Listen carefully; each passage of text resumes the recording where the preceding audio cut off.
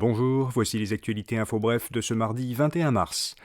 Québec va réviser la loi pour encadrer les locations à court terme.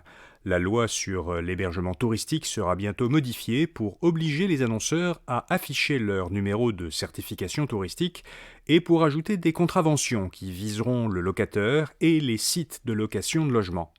La ministre du Tourisme, Caroline Proulx, dit toutefois que ce sont les villes qui doivent s'attaquer aux logements Airbnb situés en zone interdite. Ces logements font débat depuis l'incendie qui a ravagé jeudi un immeuble du Vieux-Montréal. En effet, plusieurs personnes qui se trouvaient dans l'immeuble y avaient loué un logement sur Airbnb, alors que ce type d'hébergement est interdit dans le Vieux-Montréal. Le ministre des Finances ne s'est pas acheté de nouvelles chaussures. Éric Girard a rompu hier avec la tradition.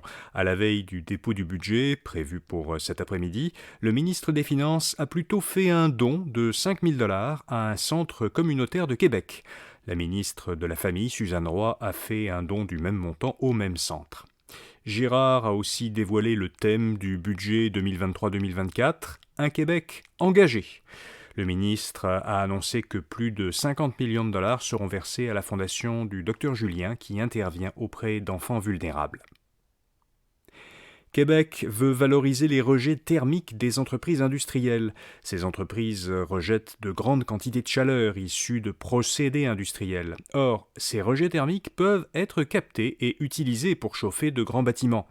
Alors le gouvernement lance un programme pour soutenir des projets qui valoriseront ces rejets thermiques. Il prévoit d'y investir 162 millions de $ d'ici 2027. Le gouvernement espère que ce programme réduira le gaspillage énergétique et l'utilisation des combustibles fossiles dans le chauffage des bâtiments. Le groupe intergouvernemental d'experts sur l'évolution du climat, le GIEC, a publié hier une synthèse de ses derniers rapports, une synthèse qui résume l'ensemble des connaissances actuelles sur le climat, ainsi qu'un avertissement destiné aux décideurs du monde entier. 2 points saillants de ce rapport. D'abord, il ne sera bientôt plus possible de limiter le réchauffement de la Terre à 1,5 degré Celsius d'ici la fin du siècle. En fait, si les pays se contentent de conserver leur politique actuelle, leurs engagements actuels, le cap de 1,5 degré, 1,5 degré sera dépassé dès la prochaine décennie. Même limiter le réchauffement à 2 degrés Celsius est maintenant devenu un objectif difficile à atteindre. Ensuite, les risques des conséquences qui pourraient découler de chaque niveau de réchauffement sont plus élevés que ceux qui avaient été évalués dans la précédente synthèse du GIEC qui date de 2014. La prochaine synthèse est prévue pour 2030. Et puis, l'âge de départ à la retraite des Français passera de 62 à 64 ans. En effet, la réforme des retraites a été adoptée à Paris après le rejet de 2 motions de censure pour renverser le gouvernement français, qui avait engagé sa responsabilité sur cette réforme.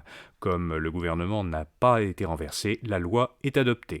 Cette réforme repoussera de 2 ans, en 2030, l'âge légal de départ à la retraite.